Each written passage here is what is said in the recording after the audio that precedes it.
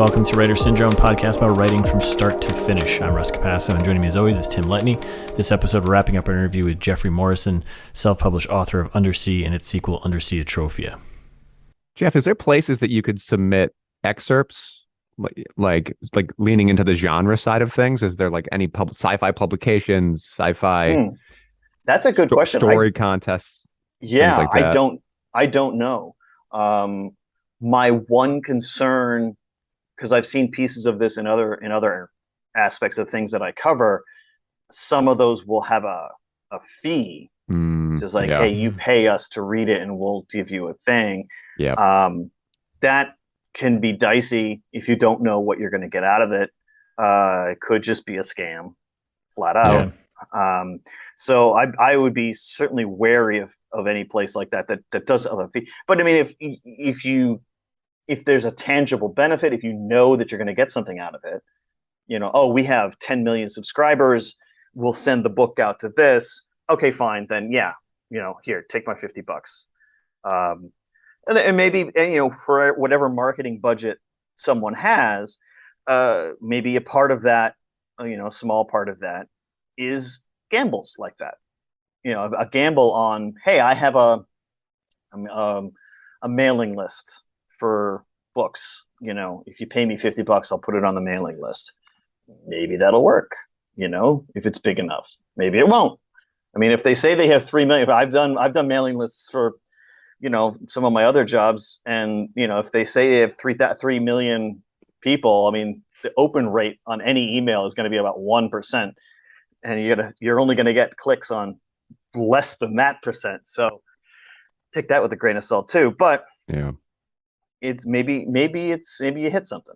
I've noticed with like a lot of horror authors, there's the they must submit, and it's like, oh, winner of the, I don't know, H.P. Lovecraft, or no, what is it, the Bram Stoker Award, right? And that seems to go from like published authors to also self-published authors. So I don't know what the process is there, but they seem to accept both. I didn't know if there was something like that on the sci-fi end of things, like if there's like an Asimov award or right. I don't know. I mean, there are awards like that, of course, but I don't think any of them are for self-published people. Yeah, I don't think you're going to win a Hugo or whatever, or whatever if you're a self-published author. I mean, who knows? I mean, wasn't Andy Weir, wasn't the guy who wrote The Martian, wasn't he self-published? Wasn't that a self-published book, if I remember correctly? Yeah, kind of. So he started. It was like a blog he was running, and he was just updating basically this what if situation, and he had a blog. He had a ton of people following him going through this. And then someone came to him and was like, I think he actually published it originally, self-published, like 99 cents or something, threw out there for free, or maybe on his website. And then someone came and was like, oh, you could turn this into a story. And then I'll tell you, I mean, this is a complete tangent, but Project Hail Mary, which is his most recent one. Just read it. One of the best books I've read in my entire life. Top 5. Really? Unbelievable. I love that book. I chewed through that thing in like a couple days. Absolutely loved it. What was the one that we kind of cringed through, Russ? Was it like Artemis or something? Artemis is that one was not great. Yeah, I had a hard time with that. There was a few. We talked about that during our Writing as Women podcast, and it was like, there was a bit of that of like, oh, you're definitely a dude. Yeah, dude. So how's that spacesuit feel on your body again? Like, we don't need any of this. So there's none of that, thankfully, in Project Hail Mary. Yeah. No, Project Hail Mary was fun. I finished it, and it's kind of similar to The Martian, right? You got the snarky protagonist who gets through a situation. It's a fun read. But yeah, exactly. And that's I don't need to be heavy lifting on this stuff. So yeah. It's definitely you're gonna know what you're gonna get out of it if you've read any of his other books. And you're like, okay, this is fun read, and it's But, and that's a win for me. I think I just recently read Seven Eves, which is a Stephenson book, and I'm not going to spoil anything out of it, but that's dark in parts. So it was like, ooh, can I get something a little bit lighter? And like, oh yeah, this is the lightness that I need from that. And yeah, I'd love to be able to like write that level of it. Just cooks, man. That book moves. And that I always I know it's why I like Stephenson too, that even though his things are 800 pages long, most of them, they still move. Like you're still going through of like, all right, what's next? And that's something that I strive for in my own writing too, is like, I want people to just, okay, oh, that happened. Well, I want, well, what's next? And I think a lot of the books that I've liked that have become fairly popular as well have that as a through line through the different genres. Like Hunger Games had that for sure. And, and that's not a book that shows up on literary lists or anything like that, but it was just like, you finish that, it's a quick chapter, and at the end you're like, oh shit, all right, let's keep going, what's next? And it's just, all right, that happened too, cool, okay, keep going. That's like what I'm going through right now, because I just got feedback from like my content edit, and I'm like going through this now, and she was just like, yeah, why don't you get to this faster? And like as I'm going through, I'm like, yeah, she's right, like this is just slowing things down. I read a chapter the other day which was like 3 scenes. It was like over 2,000 word section. I cut it down to like 500, got right to the point, and moved on to the next thing. I was like, this is just, I'm just wasting time here. I'm like, who cares about where he's going, why he's driving a car? No one cares. Delete that. What he's eating for lunch, no one cares. Get rid of that. Like, and it's like, wow, this is much leaner, and like that pacing is just, this feels much better. But I feel like my writing moves, but I feel like words. I look left sometimes when I should look straight ahead. I'm like, oh look, there's a fucking leave, and I just describe that, and now it's a memory within a memory. Right. Yeah, and I like that kind of bit. Those are the parts of books where I like where it gets kind of prosaic and I read them out loud. I understand that's not for everybody, and I think that's I like literary and I like genre, and I love the idea of a marriage between the two. But because there is such a fine line so I find that for my own writing, I tend to err a little bit too much on the other side of it of trying to move too fast, and I've had comments of like, you should slow this scene down. One of my editors, Dennis, he's always my first read, and he calls stuff out like that. He's like, this scene's great, you need to sit here for a while. And I'm like, oh, okay, well then I have to rethink it, because to me I'm like, this is okay, we hit the point of the scene and we're moving on. And he's like, no, stay. And I think that's good. And but on the other side of it, like you said, the longer stuff has its place, but it's not for everybody. And I keep mentioning him, but he is one of my favorite writers. With Stephenson and his later stuff, or even his mid stuff, these books are, I mean, the Quicksilver series is 2,700 words over 3 books. He describes that. Not only does he describe the leaf, he describes where the tree came from, who planted it, that guy's background. All of a sudden you've read a chapter and you're like, well, shit, now I know the history of metallurgy. Okay, what's next? And you're like, oh, again. I mean, his book, The Cryptonomicon, will teach you more about about code breaking than any textbook. And you're just reading like this, just codes on pages, and you're just reading. Oh my god! But at the end of it, you're like, but there was a story here, and it was great. And like, how did this happen? It's like, I couldn't do that. I couldn't write like that. I couldn't write an 800-page book, because I'm in the moment going, I know what's going to happen next. Let's get there. Let's get to it. And sometimes my descriptions might be a little flowery, but then it's like, okay, but let's keep going. And I think King described it right. Like, picture your reader walking through like a mud puddle or muck, and you want to get them out of it as quickly as possible. Like, they're constantly getting lost. So I absolutely love Pynchon.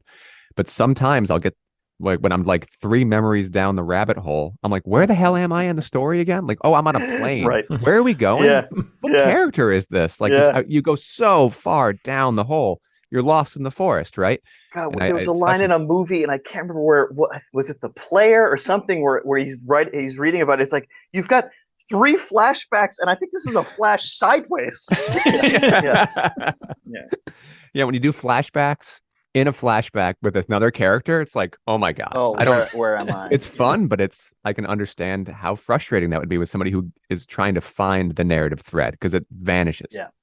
And I think that's something. There's a thing. I think it was Steven Pinker wrote a book about this wrote a thing about it called The Curse of Knowledge, and that the person describing something, and this works on all aspects of life, but the person describing something generally vastly overestimate how much the person they're talking to understands about whatever it is.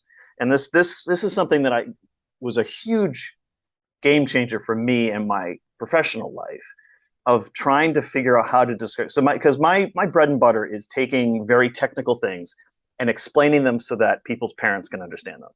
And so if you are going to buy a TV right now and you want to learn anything about that TV, you type in what that feature is or what that technology is, and my article is going to be the top one, hopefully, or at least one of the top three, because that's what I really like doing, and I've gotten pretty good at it. Of like, okay, how does OLED work? How does micro LED work? How do these things work in a way that I hope, my parents could understand it, or someone who's not technical can understand it. And I try to bring that into fiction writing as well. Of like, okay, you have these just from the get-go, because I'm obviously my genre is sci-fi. That's all I'm going to really be writing. So from the get-go, you're trying to bring people into a world that doesn't exist, that they need to learn how it all works, and that's a heavy lift. That's a heavy lift in the best of times. So trying to do these flash sideways and flash forwards and a back and all these, they absolutely are necessary, but you have to be delicate with the audience. Otherwise, like you said, you're going to lose them. And so that is another thing where having good editors or people you trust who can read your stuff before it goes out is vital. And that's another aspect, I think, between self-publishing. Look at me bringing it back. Self-publishing versus publishing, Nice. like going through a publisher, is having that support system of having those people who you can draw on to say, this works, this doesn't, maybe this is better, maybe this is worse. Because if you're just having your friends and family read it, that might be okay, but they're not professionals, and they might not want to tell you what's wrong with it, even if you're asking them to. Yeah. And so honing the group of people you can trust to say, dude, it's just not working. That's key. You're paying those folks, right? Like, that's not pro bono work. That's something that, if you need to, yeah. It depends. For my it feels like therapy. It's like you can go to your buddy at a bar and have a drink, and he's going to give you 10% of like what a therapist is going to give you. Like, you need to be buying into this relationship to get unbiased feedback.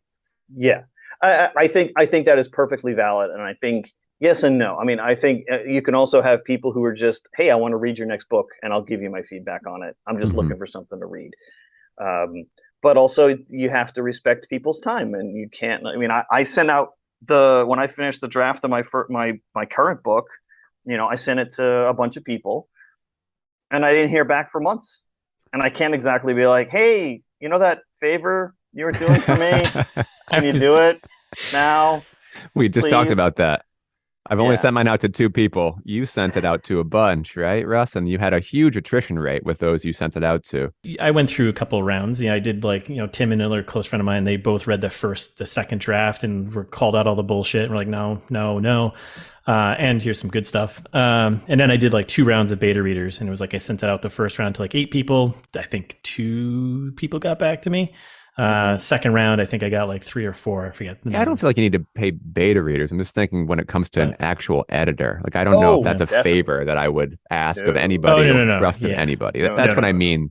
I think beta and sending out to friends and family and those that you trust, knowing that there's going to be a huge attrition rate, totally cool. But that's at first. That's at first pass. Kind of get a sense. This is a book. I'm looking Does this forward. work?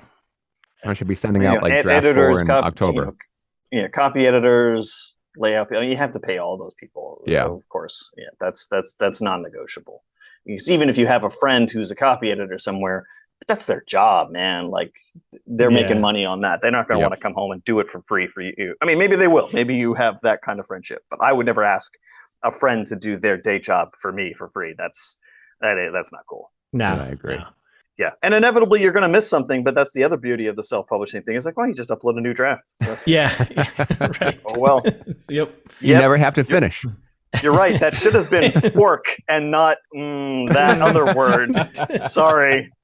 Yes. So we're hitting like our hour point. It's probably what 1 a.m. for you right now. So oh no, it's not even midnight yet. I got 2 Oh, more it's not even minutes midnight. before- That's right, because we before started midnight. early. Okay, all Yeah. right, good. I don't know. Whatever you want to do. Like I'm wired at this point. So I spent the day hanging out. I kid you not. I spent the day hanging out and petting kangaroos, and I hugged a koala. Awesome. I'm having the full Australia experience. I need you to write about that, okay? But it's got to be on Mars. It's got to be a Zorbark.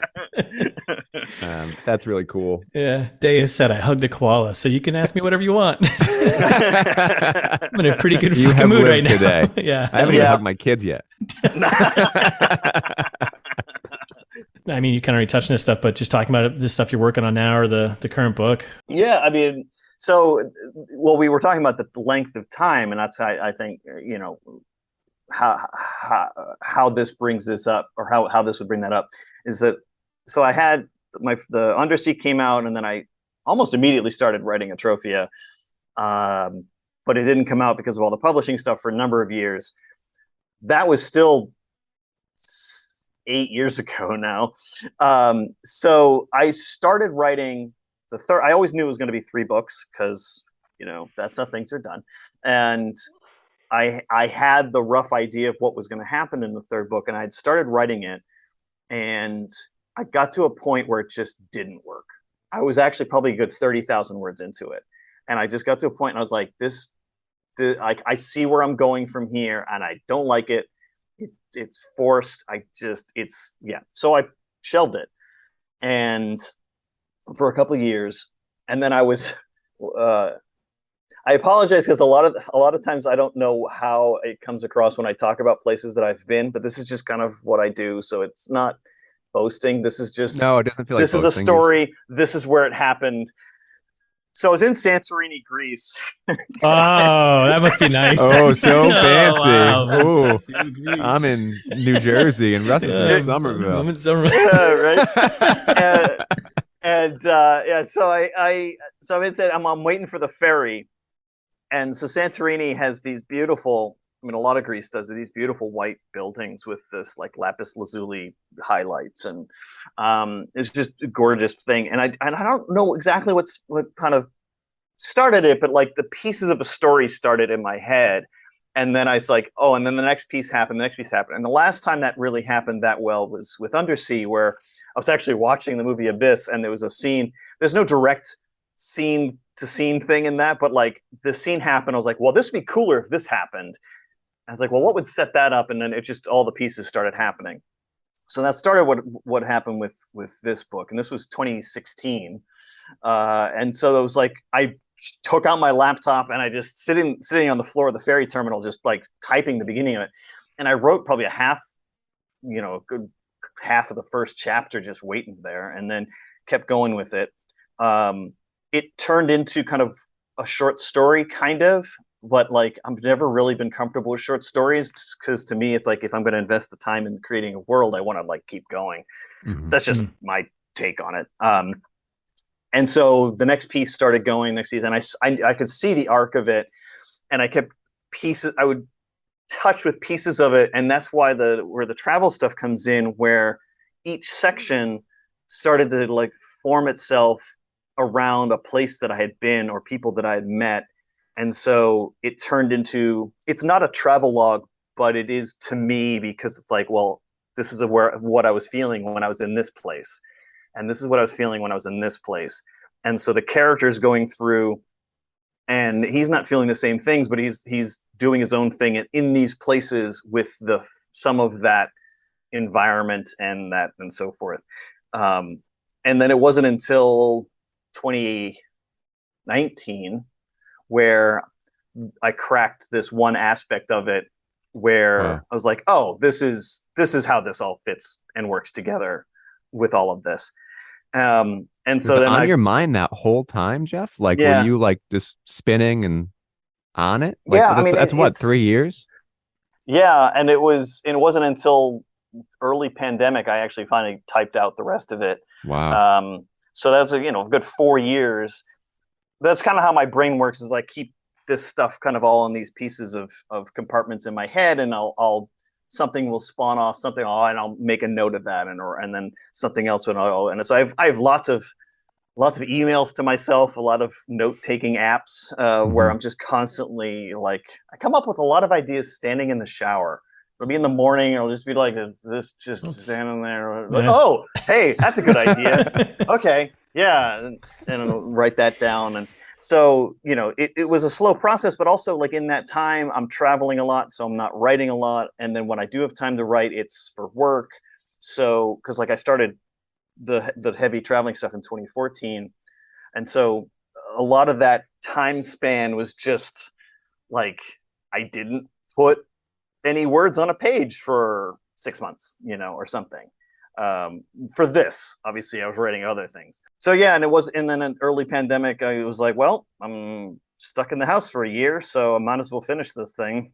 And so yeah, which I did, I more or less, and handed it out, and I've gone through 2 more drafts since then, and then the beta readers thankfully all liked it and gave me some really good pointers of like, hey, you should tweak this, and this would work better here. And my biggest fear for the whole thing was like with Undersea and Undersea Atropia, it's pretty straightforward.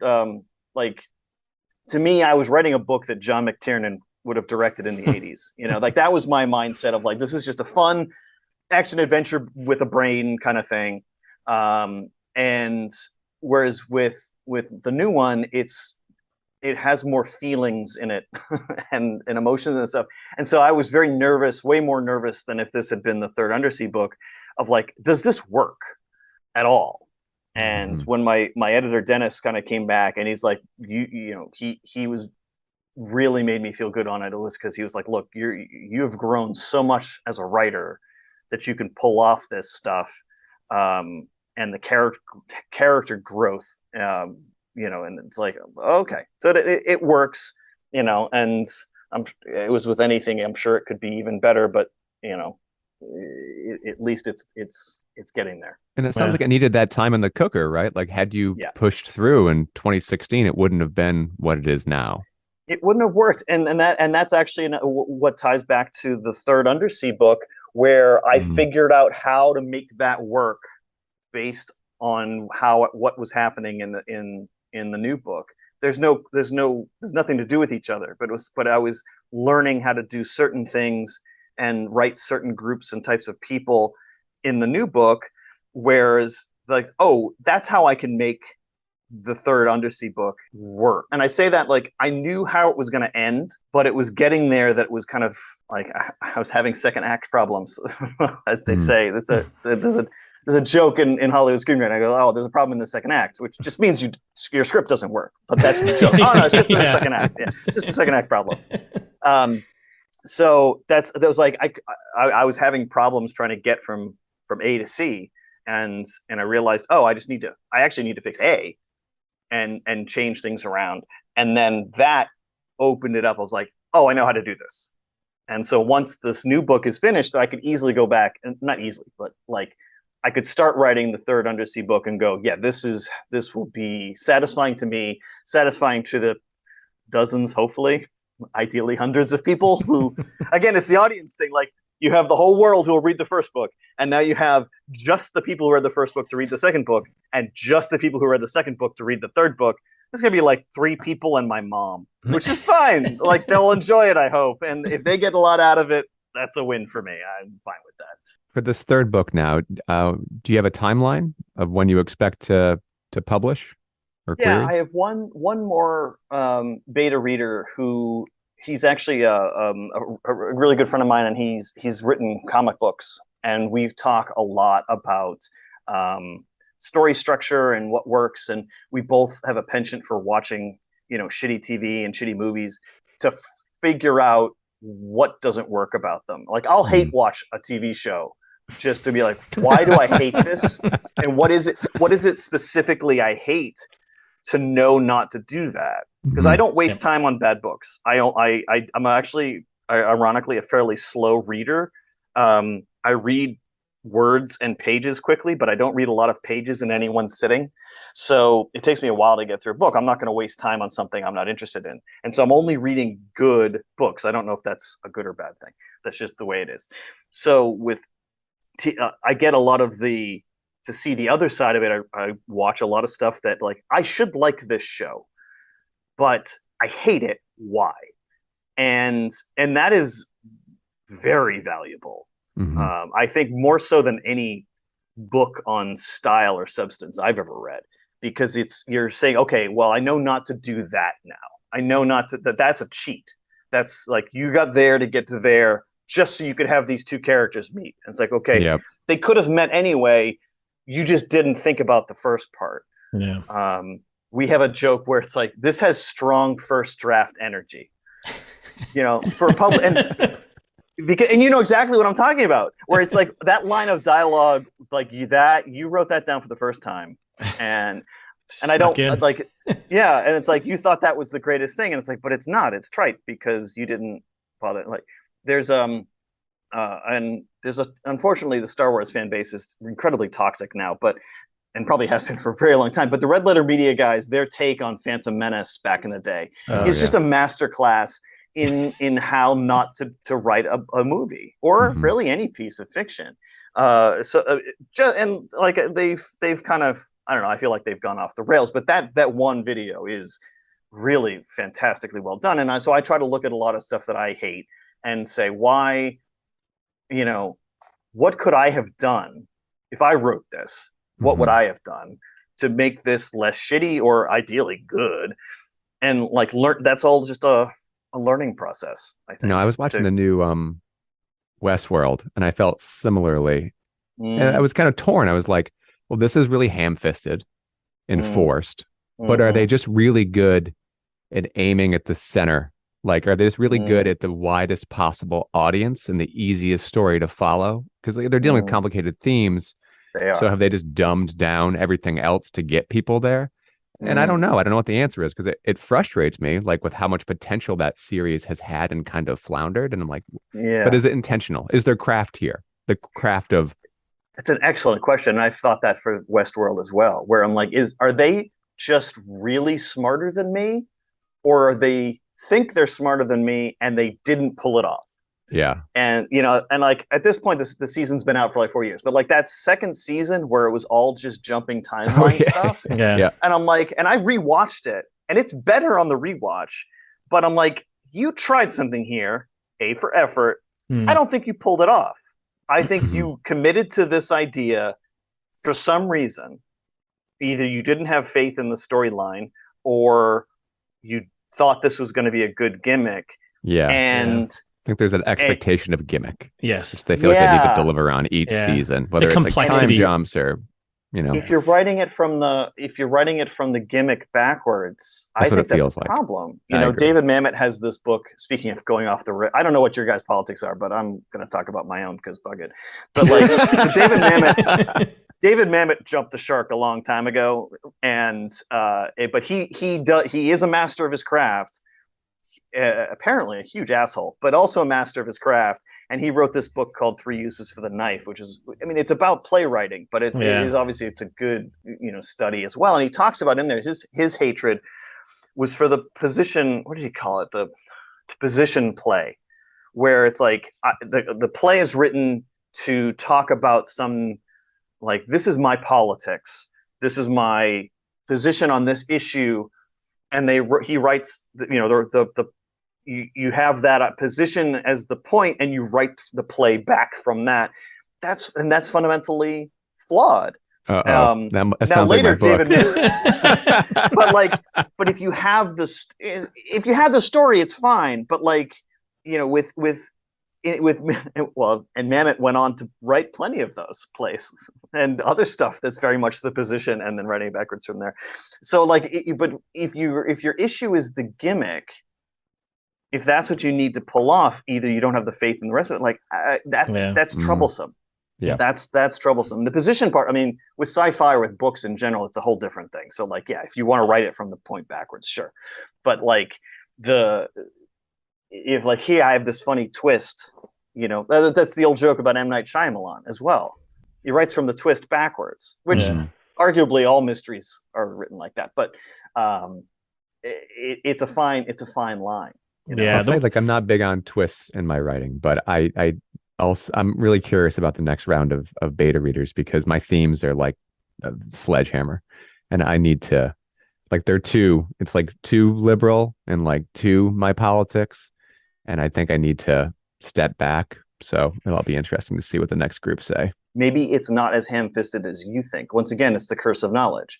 You're seeing this of like, look at this sledgehammer that I wrote down, and the audience might be like, oh boy, I didn't even notice that. It's pretty much the stuff, like I wrote the stuff again. I don't know if you've seen the stuff. Mm-mm. Great, like anti-consumerist, like not even great. I'll say like a B- movie in the 80s, but I loved the damn thing so much. It's like the Blob. But anyway. Nice. Yeah, it is the curse of knowledge thing where you are thinking it's one level, and it's I wrote some stuff in the latest book where I'm like, this is super obvious, and every one of my beta readers was like, oh no, you need to dial that up. Really? I didn't pick that up at all. Yeah, and for me it was this aspect of the book. It's very much. It's not a mystery, but it's like by the time you get to the end, I want you to be able to look back and go, oh, that has been going along the whole time. So it's almost like a mystery where you get to like, oh, it was Mrs. Marple in the whatever. And I see that, oh, you planted that seed back here. And planting those seeds throughout, man, that's a skill because like you feel, boy, this is super obvious. And then the reader just missed that completely. One of my beta readers was like, "Oh, I wish you had talked about this." I'm like, "Dude, that's like a whole page just talking about that. You just completely missed it. Like that worries me. Do I need bigger print? Like, what do I need to do?" Yeah.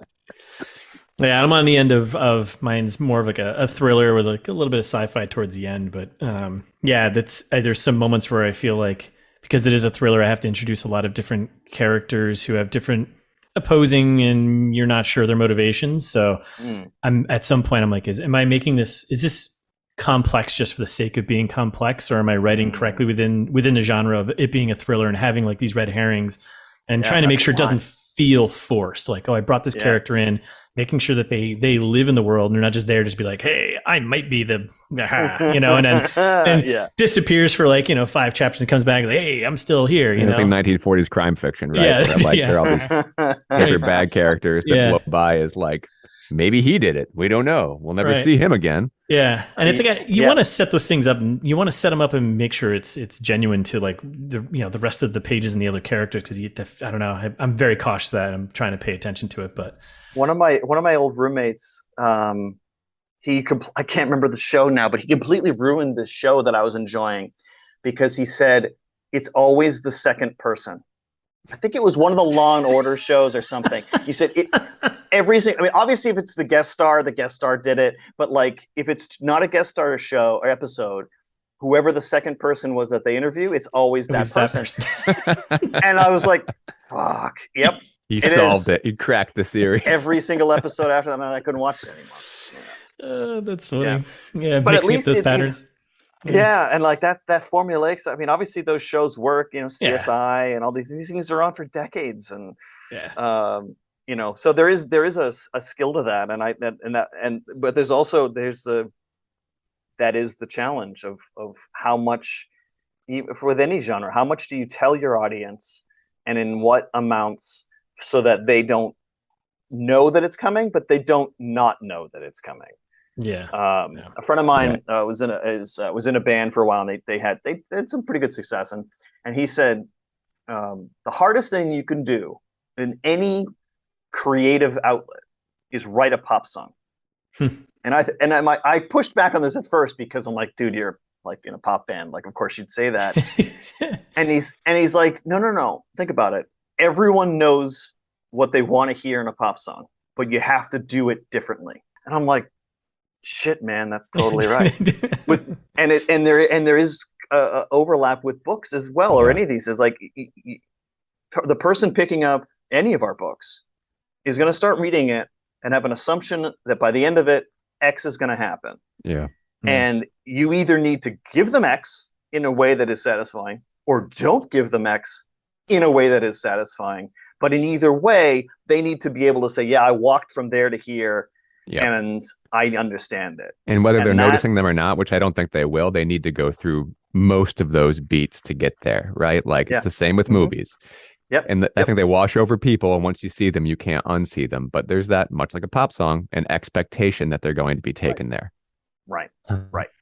Which is, kind of crippling in a way. It's like, oh, I'm going to write, but I have to write with these kind of tent poles, because if I don't, nobody's going to fucking like it.